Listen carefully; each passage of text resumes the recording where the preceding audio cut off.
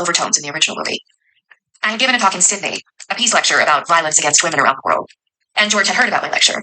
He reached out to me directly. George sends voice memos, that's how he communicates.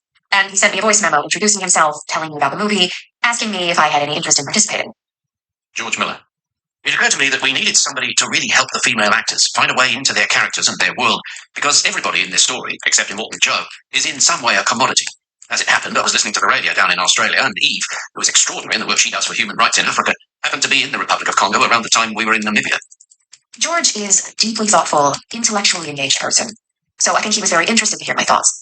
He would send me pieces of the script for feedback, and we began to get into a dialogue about the women who were going to play the sex slaves, and how they could embody those parts and know what that lived experience was.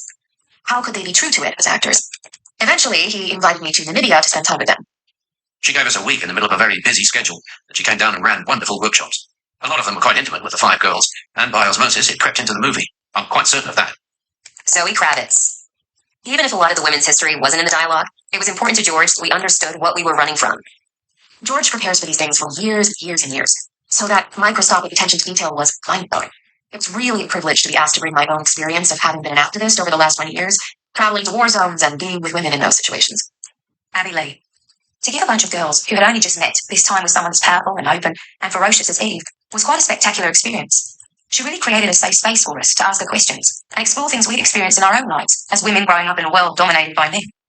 We met with Eve all day for 7 days, and she told us about what she'd seen and heard and the women that she's come to know. We talked broadly about the use of rape and sexual violence as a systematic tool of war throughout the world. And my Holy shit! Kosovo, Afghanistan. Holy shit! Working in Congo. If you fuck. Put your to your enslaver. It's very complicated, obviously.